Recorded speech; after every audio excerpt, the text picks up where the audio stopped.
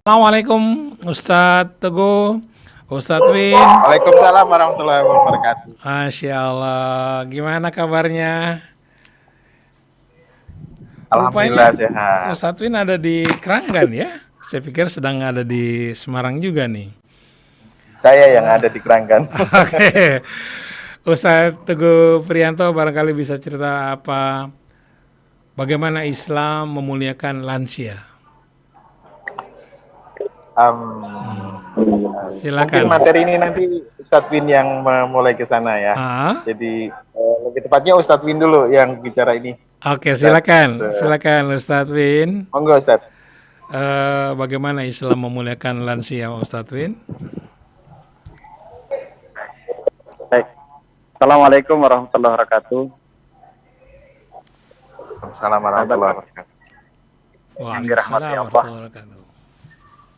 radio dan juga pemirsa Radio TV. Bagaimana siaran sebelumnya, Pesantren Lansia ini adalah sebuah lembaga yang didedikasikan untuk orang tua kita yang tidak lagi muda usianya, untuk senantiasa menjadi lansia yang smart, yaitu bagaimana kita membangun lansia kita ini memiliki badan yang sehat, kemudian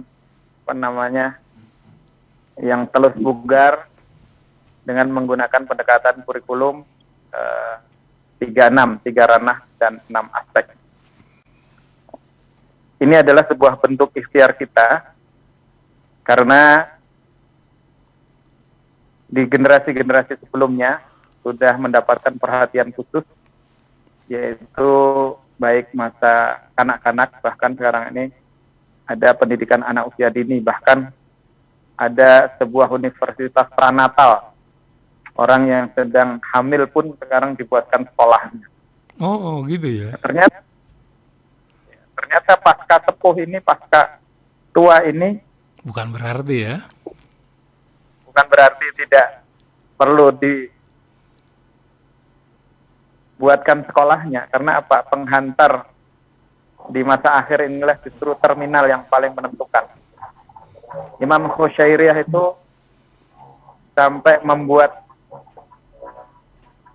pesan kepada kita, mohon maaf, Imam Qurtubi itu sampai membuat sebuah kitab tersendiri, At-Tadhkirah, bagaimana membimbing rohani para generasi yang sudah tidak lagi muda usianya ini untuk senantiasa mendidik jiwanya agar ketika pulang ke rahmat Allah itu dengan jiwa yang tenang, nafsul mutmainnah.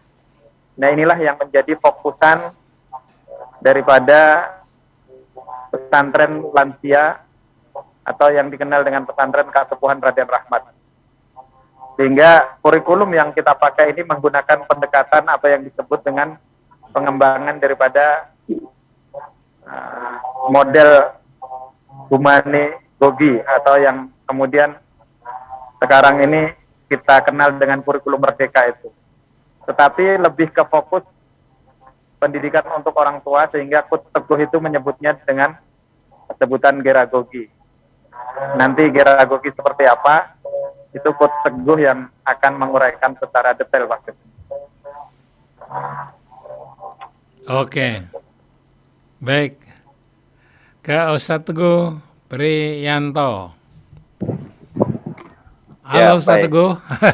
Ya, Ustadz ini kan melakukan pendampingan istilahnya ya di betul. Kasepuhan Pesantren Lansia Raden Rahmat. Kira-kira apa yang bisa diberikan kepada para lansia ini di saat usia-usianya sudah menjelang akhir ini? Apa yang perlu ditekankan Ustadz Teguh? Ya, baik. Terima kasih, Ustaz. Jadi izinkan saya bercerita dulu hubungan saya dengan Ustadz Win ya. Jadi tahun lalu itu beliau datang ke saya dan minta, Ustadz pokoknya dampingin saya untuk mengelola pesantren lansia ini ya, pesantren Kasepuhan Raden Rahmat. Nah, sesungguhnya saya awalnya tidak punya background apapun tentang lansia gitu ya. Tapi begitu ada tantangan ini, beberapa hari saya gelisah nggak bisa tidur itu. Masya Betul, Allah. asli. Gelisah Karena yang wah positif gimana ya. ceritanya Hmm. kita yang positif insya Allah. Dan di dalam kegelisahan itu saya dapat hidayah dari Allah. Surat Yasin ayat 68. A'udzubillahi Hmm. minasyaitonir rajim. Bismillahirrahmanirrahim. Wa man nu'ammirhu nunakkisu fil khalq afala ya'qilun. Nah, dari ayat itu otak matematis saya langsung jalan. Kebetulan saya orang statistik, orang Hmm. orang riset gitu Hmm. kan. Jadi ternyata di ayat itu menyampaikan bahwa manusia itu barang siapa yang disampaikan pada usia lanjut, maka dia akan aku kembalikan pada masa penciptaannya. Hmm. Jadi secara grafis jadinya grafis parabola yang silahkan nanti dipresentasikan, ditayangkan itu Ustadz Win ya. Nah, jadi bentuknya parabola begitu. Jadi anak manusia tumbuh, lahir, mulai dari belajar berjalan, berlari, memegang, berbicara, dan seterusnya gitu kan. Sampai dewasa, tapi nanti setelah tua itu Kembali ternyata seperti kembali anak-anak lagi ya. belajar Hmm. ngomong juga, belajar Hmm. berjalan, memegang, dan seterusnya. Nah, cuma ayat itu yang menjadi tantangan adalah bagian akhirnya. Apalah apalah takilun gitu kan. Apa nggak mikir gitu kalau kami menerjemahkan secara sederhana gitu. Oh iya, berarti tolong dipikirkan. Kalau betul bahwa Islam itu adalah rahmatan lil alamin yang mengurusi manusia, belajar itu dari buayan sampai liang lahat, Ya. maka sesungguhnya proses belajar itu nggak berhenti di perkuliahan paling tinggi ya. Iya. Tidak, tapi bahkan sudah di luar sekolah, yaitu ya lansia ini masuk pendidikan juga sampai nanti menjelang menjelang wafatnya gitu kan. Nah, grafik normalnya kan parabola begitu ya, simetris, beranjak naik, kemudian puncak, kemudian turun gitu kan. Nah, pertanyaannya jelas itu kan normalnya. Ya. Pesan di akhir ayat itu afala ta'qilunnya adalah, nah, coba dipikirkan Apa yang bisa kita buat ya? apa yang kita buat. Nah, kami akhirnya menurunkan 3 konsep itu. Ada rojiro, olah rogo, olah jiwa, olah roso. Apa itu? Olah rogo, badan jasmani itu harus sehat lebih lama. Jadi turun grafiknya itu tidak turun drastis, tapi turun melandai. Kita pengen lansia kita itu ada sehat lebih lama. Jadi tidak tiba-tiba, apalagi post power syndrome ya, kasus orang-orang dewasa kita sekarang itu langsung mendadak sakit, mendadak banyak penyakit gitu kan. Nah, maka di pesantren lansia Raden Rahmat ini kita buat stimulasi, kita buat fasilitasi, dan kita buat nutrisi yang membuat mereka sehat lebih lama. Jadi ada tiga hal yang diberikan di sana. Ada nutrisinya, apa yang dikonsumsi, kemudian apa stimulasi, aktivitas untuk merangsang supaya sehat lebih lama. Terus kemudian fasilitasi ya, fasilitas apa yang mereka gunakan gitu kan. Karena lansia ini kan kembali lagi seperti anak kecil, jadi sendalnya harus diperhatikan, pegangannya harus kita pegangkan, jadi itu. Nah, jadi bicara kurikulum tidak sekedar bicara tentang pelajaran seperti anak sekolah, tapi perilaku kehidupan itu sudah kurikulum. Nah, itu yang kita lakukan di olah jiwa, olahraga. Jadi olahraga itu domainnya pada ranah ini itu setidaknya ada dua aspek, yaitu aspek kesehatan dan fungsi motorik itu sendiri, bagaimana supaya tetap optimal, dan yang kedua adalah bagian lansia itu adalah mencegah kepikunan. Karena rata-rata memang akan terjadi kepikunan. Itu di olahraga. Bagaimana dengan olah jiwa? Olah jiwa itu berhubungan dengan sosial, emosional, dan komunikasi. Nah, rata-rata ketika orang sudah sampai pada puncaknya jam menuju lansia itu punya kendala yang serius dalam hal komunikasi. Susah mendengar dan susah didengar gitu kan. Terus apalagi kalau yang kasus-kasus post power syndrome itu sosial emosionalnya, sosialitanya terganggu. Mereka menjadi orang asing yang terbuang, yang tidak terpakai gitu kan. Maka sesungguhnya lansia ini perlu dibangun iklim atau suasana di mana mereka tetap bersosialisasi dengan mereka lagi, dan mereka tetap harus orang Jawa bilang diuangke, diorangkan, dimanusiakan. Dia tetap harus mengalami sosialitas seperti mereka yang lain, jadi tetap dianggap gitu. Bahkan yang sering terjadi kan lansia-lansia kita di pesantren itu hanya minta kita, Ustadz tolong saya mau bercerita, saya mau mendongeng dan seterusnya. Karena memang betul, karena memang ketika di rumah ya santri-santri kita itu ternyata juga sekedar pengen ngobrol sama anak atau mantunya itu jarang terjadi gitu. Justru kita temukan di pesantren kita. Nah, itulah makanya ya kita bangun sistem sedemikian rupa yang mana sosial emosionalnya itu harus tetap stabil. Jadi nggak turun. Yang turun itu adalah fisik, motorik.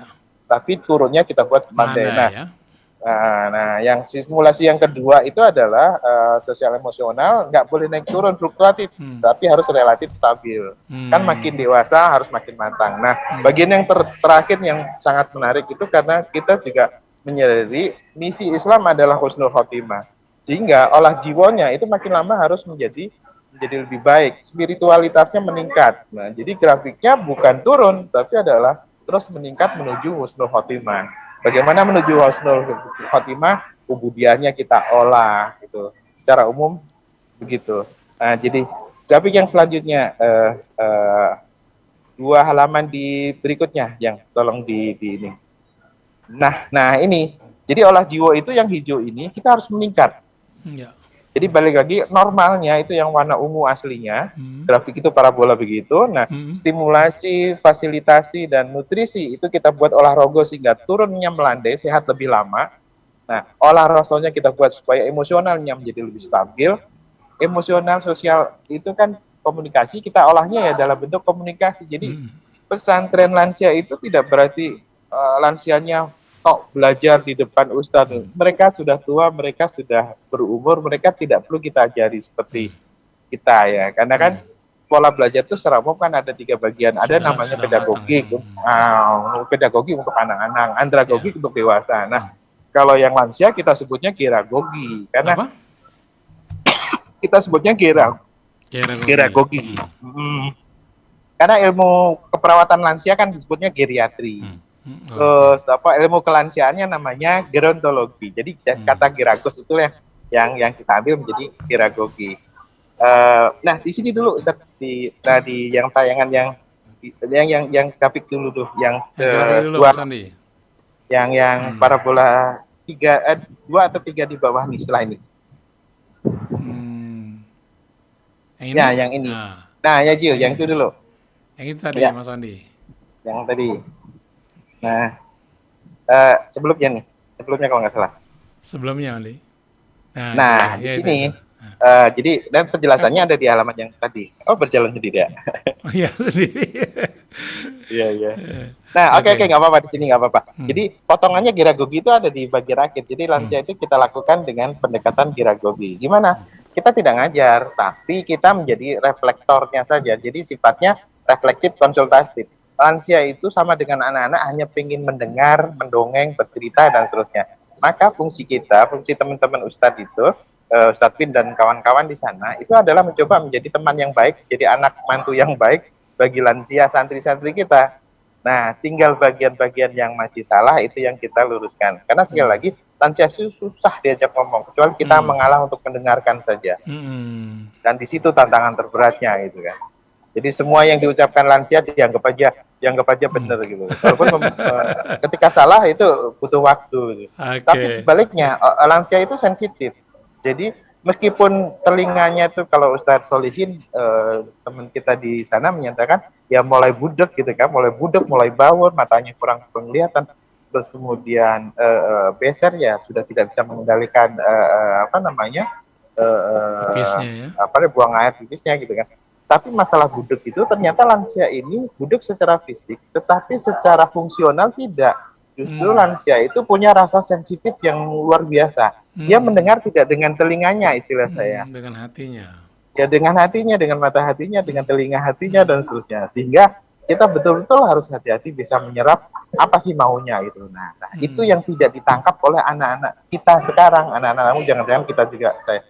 Jadi anak mantu kita sekarang tuh nggak paham gitu, nggak banyak yang paham gitu. Padahal yang dibutuhkan lansia hanya butuh didengar. Lansia itu hanya butuh teman ngobrol gitu. Makanya seringkali Ustadz Win itu kalau ada obrolan begitu direkam aja terus kirim ke anak mantunya, nanti nangis-nangis. Ternyata bapaknya hanya butuh pengen sekali-sekali makan bareng. Gitu. Sederhana itu ya. Sederhana itu karena ya kan reflektif konsultatif kita sebutnya. Boleh ke slide berikutnya. Ya, slide berikutnya Mas Andi. Yang lingkaran-lingkaran itu. Ini Kak, boleh. Yang itu boleh. Nah, jadi lingkaran ini. Jadi kurikulum kita itu kita sebut sebagai kurikulum 36 atau 3 ranah 6 aspek itu ya karena kita ada olah rogo, olah jiwa, olah rasul. awal-awal saya bicarakan dengan Ustadz Bin itu, kenapa kita larinya ke kurikulum? Ya bagaimanapun ketika kita menyebut terminologi pesantren itu ya lembaga pendidikan. Lembaga pendidikan itu identik dengan kurikulum, core bisnisnya kurikulum. Ya. Jadi event pesantren lansia tetap harus punya kurikulum supaya terukur arahnya kemana, tujuannya apa, bagaimana ngukurnya, hasilnya seperti apa itu. Walaupun hasil itu ada takdir lainnya, tapi upaya yang kita lakukan itu harus saya menyebutnya measurable ya, observable dan measurable, bisa diukur dan diamati. Nah, olah jiwa kita nyebutnya rojilo, olah rogo, olah jiwa, dan roso. Nah, olah rogonya tadi sudah saya singgung ada dua domain, yaitu domain fungsi fisik motorik dan perilaku kesehatan, dan untuk pencegahan kepikunan. Kemudian diolah roso itu berhubungan dengan komunikasi dan sosial emosional, seni estetis. Terus kemudian diolah jiwanya ya spiritualitas, gitu. Intinya di sana. Nah, sekali lagi bagaimana kurikulumnya? Ya kurikulumnya aktivitas sehari-hari. Jadi kurikulum tidak semuanya pelajaran. Jadi kami berpandangan bahwa pendidikan, termasuk pendidikan bagi lansia, itu jalan dengan empat hal. Pertama adalah dengan contoh. Even Nabi dan Rasul saja itu tidak serta-merta ngajarin, dakwahin orang, tapi memberi contoh. Beliau sendiri yang berpikir. Maka sama juga lansia ini juga yang penting diberikan contoh yang baik. Karena sekali lagi lansia mendengar tidak dengan telinganya, melihat dia dengan matanya. Mereka melihat contoh kita. Kita ketika baik aja itu akan dicontoh itu. Nah, itu yang pertama. Kemudian yang kedua adalah dengan pembiasaan. Jadi kadang ilmunya nggak nyampe, tapi yang penting dibiasakan. Nah, itu fungsi pendidikan yang kedua. Jadi dua hal ini, contoh dan pembiasaan, itu sudah dahsyat. Jadi cara teman-teman ketika wudhu, cara sholat itu menjadi media yang paling efektif untuk lansia kita berkembang gitu ya. Nah, baru yang ketiga dan keempat adalah yang pembelajaran itu sendiri, taklim itu sendiri, dan yang terakhir yang keempat itu saya menyebutnya reward and punishment yang seperti garam dalam makanan gitu. Jadi reward and punishment itu penting, seperti garam dalam makanan. Jadi makanan kalau tanpa garam kan jadinya hambar ya. Iya. Tapi sebaliknya makanan tanpa kebanyakan garam juga asin gitu. Bentuk punishment-nya seperti apa tuh? Ya, bentuk punishment-nya sebenarnya lansia gampang. Misalkan ketika kita bicara, lupa, ya banyak istighfar saja, harus berinfak saja gitu. Jadi punishment-nya tidak berarti punishment yang fisik kan. Mereka udah lansia nggak mau dihukum seperti kita. Iya.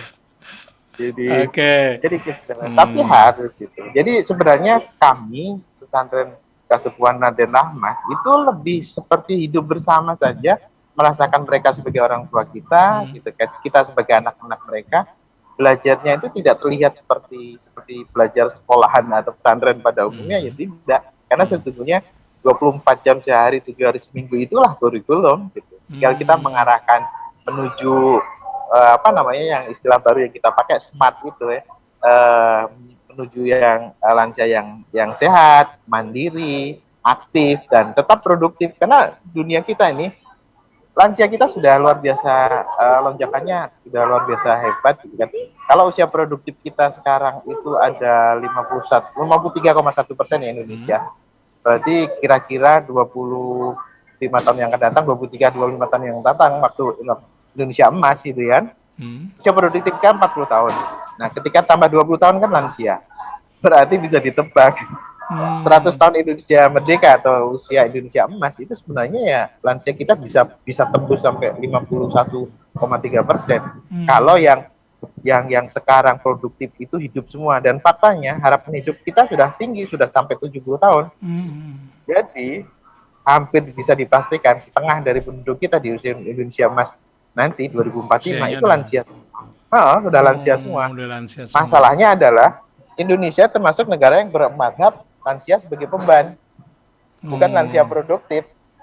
Kalau negara-negara maju mereka udah produktif, walaupun mengcover ekonomi nasional itu kalau tidak salah hampir 30%.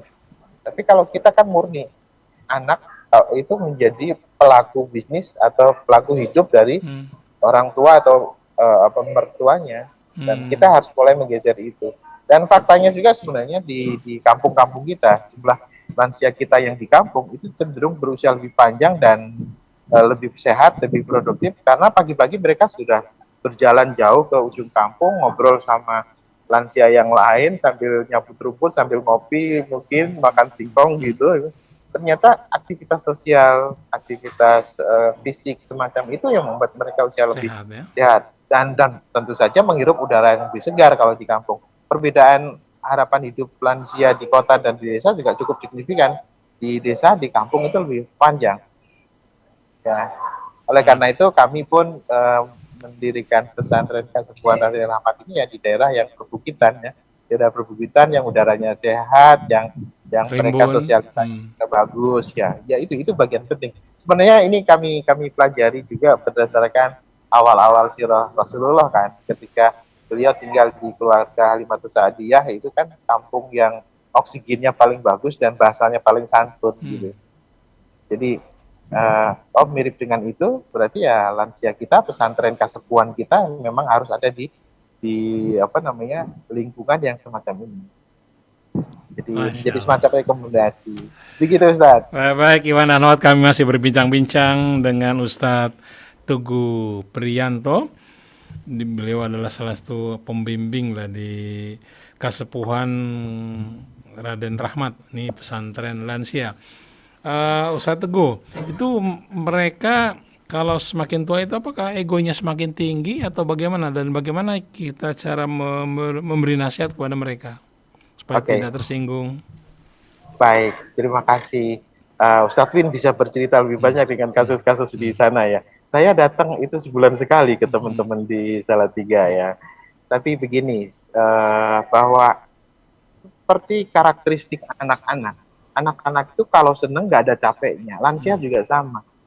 Anak-anak itu nggak pakai mikir kejauhan, pikirnya nggak panjang, tapi sangat perasa itu. Jadi harus fast respon. Jadi apa yang dirasakan harus segera direspon. Kalau tidak, nah bedanya anak-anak dan lansia itu dia dendamnya agak lama. Kalau anak-anak nggak punya dendam. Karena apa? Ya karena memang lansia ini pernah mengalami masa hidup semuanya gitu. Jadi ketika sensitif pada sesuatu memang sebaiknya segera direspon. Walaupun respon itu adalah respon yang sebenarnya nggak menguntungkan bagi kita sebagai anak, sebagai remaja dan seterusnya.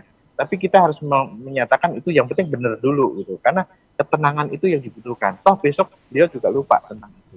Atau ketika sudah sampai pada ketenangan yang nyaman, itu baru diarahkan jadi, oh ini loh sebenarnya berbicara ini nggak benar. Sebenarnya perilaku ini kurang baik dan seterusnya. Jadi cara menasihati orang tua itu tidak spontan saat itu, tapi spontannya adalah yang penting, oh maunya begitu, oke diiyakan dulu. Nanti ketika butuh waktu tenang, lerep gitu ya, itu baru diomongin. Jadi ke sana untuk lansia. Dan sebenarnya dakwah kita ini lebih banyak ke sasaran akhirnya tuh ini Ustaz. Jadinya kita lebih banyak mikirin bagaimana anak, mantu, dan cucu yang berikutnya. Karena lansia ini hanya menjadi model ya. Nah, karena kita tidak berharap pesantren kita hebat, besar, kemudian semua lansia itu nyantri di tempat kita, tidak juga. Tapi bagian dakwah paling penting adalah ketika masyarakat kita, anak mantu kita itu paham bagaimana mengelola keluarganya. Karena pada dasarnya ya sekarang ini sudah sampai 8 dari 10 keluarga di perkotaan, 8 dari 10 perkotaan itu ada lansianya. Dan ini data yang luar biasa. Dan di di keluarga-keluarga perkotaan ini lansia ini rata-rata komunikasi menjadi masalah yang serius. Oke. Itu ada talentnya nggak sih orang-orang yang bagaimana dia bisa menghadapi orang tua? Ada orang yang nggak sabaran. Ini luar biasa orang-orang seperti Ustadz Teguh Priyanto nih, luar biasa. Ustadz Win juga tuh, aduh luar biasa. Yang luar biasa itu Ustadz Win dan teman-teman tim di Salatiga di Bali. Saya mencoba mengkerangkainya secara akademis, kemudian berdasarkan hasil riset menjadi semacam ini. Jadi ya makanya saya tadi di awal menyebut ya saya pendampingnya teman-teman di sana untuk mengkerangkai supaya lebih ilmiah, lebih terarah gitu. Tapi praktek di lapangan sebenarnya Ustadz Win, Ustadz Solihin, kebetulan nggak hadir hari ini, itu bisa bercerita banyak. Silakan Ustadz. Oke, Ustadz Win. Halo Ustadz Win. Ya, Pak Kresna, monitor. Apakah sekarang sudah ada penambahan dari jumlah lansianya atau masih sama seperti yang dulu? Kita lebih cenderung sekarang mengembangkan yang berada di keluarga, sehingga edukasi terhadap keluarga dan komunitas ini justru yang sekarang ini menjadi fokus kita ketika kita sudah memiliki kurikulum. Karena kalau kita hanya fokus kepada kemampuan tempat kita ini masih Halo. Halo. Halo. Kok Halo. Ustadz terputus? Ya, silakan Ustadz Win. Kedengaran? Ya, kedengaran. Silakan. Iya. Di kami ini justru sekarang mengembangkan untuk yang segmen keluarga dan segmen komunitas. Karena penanganan residensial yang ada di dalam asrama ini banyak keterbatasan. Sehingga kita sekarang ini mengembangkan di luar. Santri kita yang di luar ini sekarang sudah 665, Pak Kris. Masya Allah. Kalau yang mukim berapa? Yang mukim masih posisi kemarin ada di 12. Nah, untuk finish bahan bed 30 bed itu belum selesai di finishing. Oke. Kalau misalnya mereka belajar, berapa lama mereka bisa konsentrasi rata-rata itu? Tergantung pembawaannya tadi, seperti yang Pak Teguh sampaikan. Beda-beda ya? Tergantung pembawaannya, sehingga orang tua pun harus ditemani, sehingga manajemen kelasnya itu sangat menentukan apakah lansia ini nanti dalam posisi jenuh kita bisa improve pembelajarannya atau justru dari awal kita sudah perkenalkan dengan permainan-permainan, sehingga ada beberapa pengampu yang di sini metodenya pakai metode permainan. Kalau saya lebih cenderung ke cerita, terus nanti ada yang game. Alhamdulillah kabar baiknya kita ini sekarang didampingi oleh ITB, yaitu di teknologi industri. Kita ini sedang dibuatkan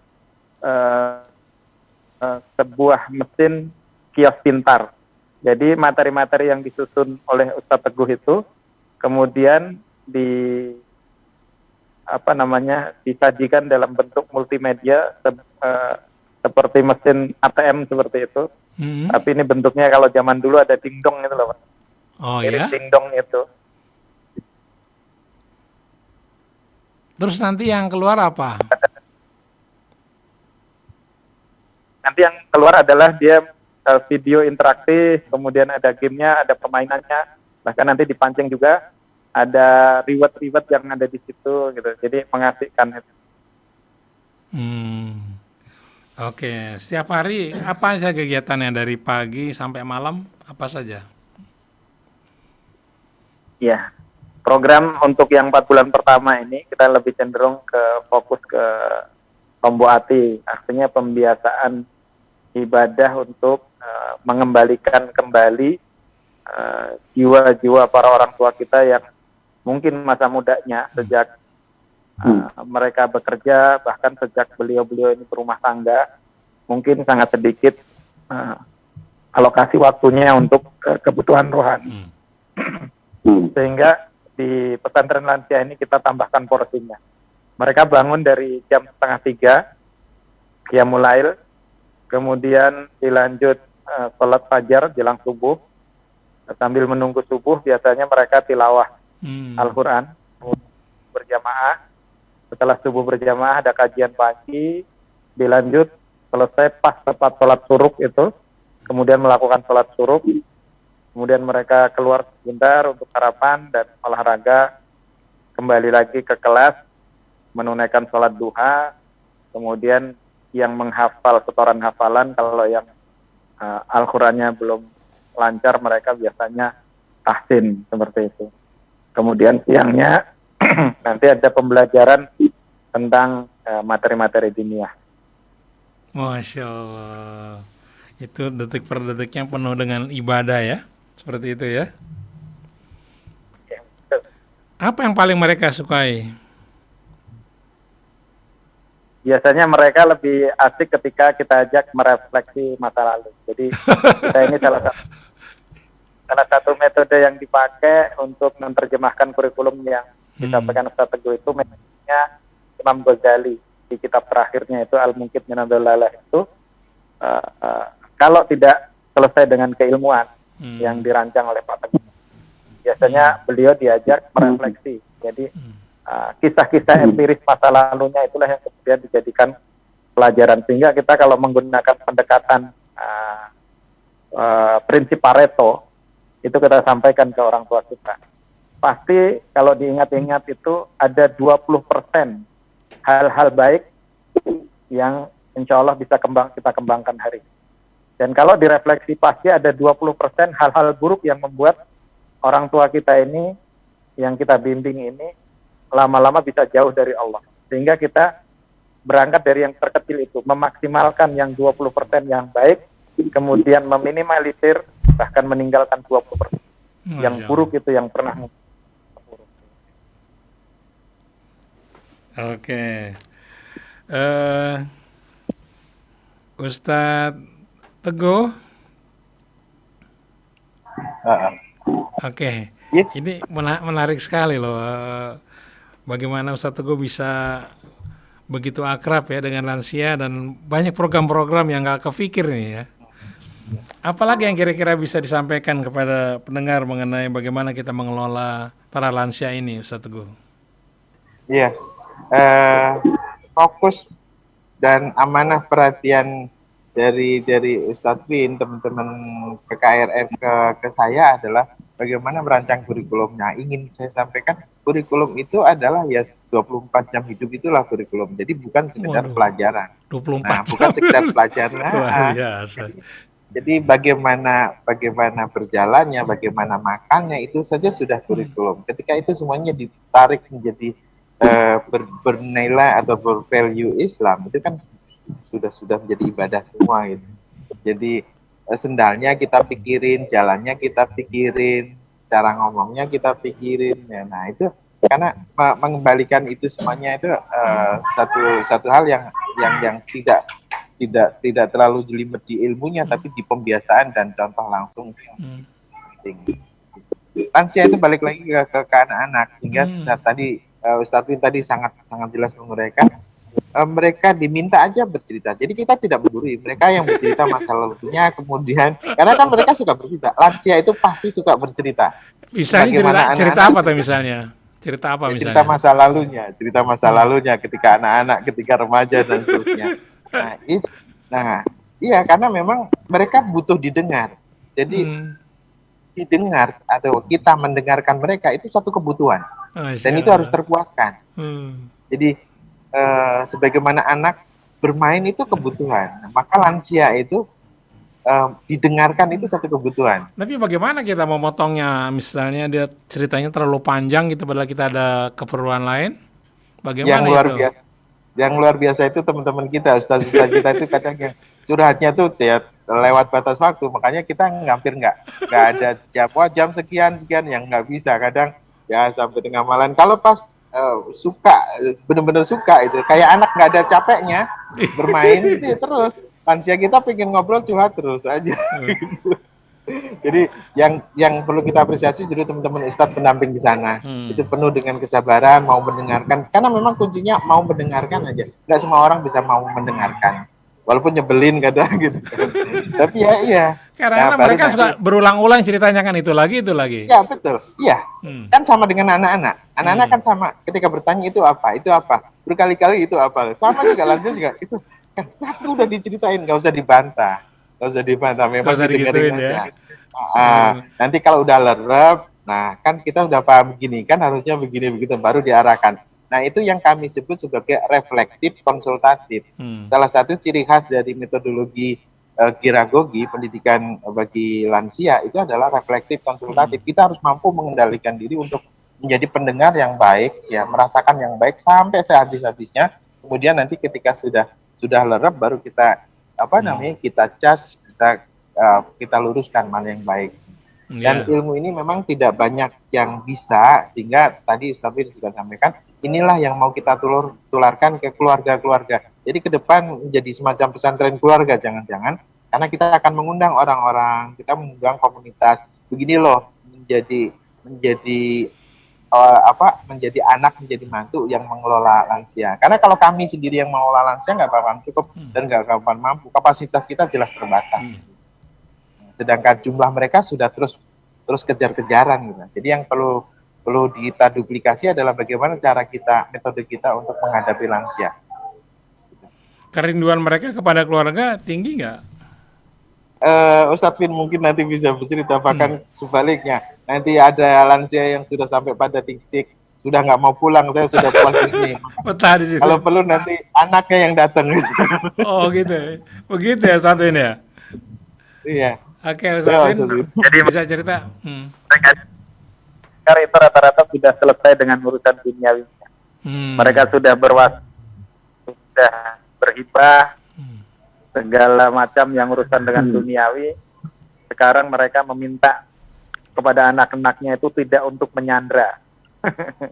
Sehingga kadang-kadang ada yang mendapat sudah oma opa dititipi oleh kita, Bunda mohon maaf saya berangkat kerja, tolong cucunya jagain, tolong rumah jagain dan seterusnya, saya mau berangkat keluar kota tolong. Terlalu banyak minta tolong, padahal kita sudah terlalu banyak merepotkan orang tua kita, dia merawat kita, sehingga sudah saatnya kita memberikan ruang, mendudukkan orang tua kita itu ke panggung yang lebih mulia, tidak sekedar untuk kan kalau yang begitu-begitu bisa dengan pembantu, bisa dengan yang lain. Masa orang tua kita kemudian diperlakukan hal yang sama? Justru kita berikan makom tertinggi pada orang tua kita agar beliau ini menyiapkan ruang tersendiri untuk mempersiapkan akhiran thayyibah. Mereka ada yang keinginan Mas juga menonjolkan diri, begitu ada nggak di antara teman-teman lain? Sifat paham waham dan wahamnya itu nggak hilang. Jadi paham kebesaran dan paham merasa mereka pernah menjabat sesuatu, segala sesuatu. Itu kita paling muncul. bercandanya begini, Pak. Ya, betul. Kita bercandanya paling begini, Pak. Bapak itu sudah diamputasi jarinya, nggak usah pakai nunjuk-nunjuk.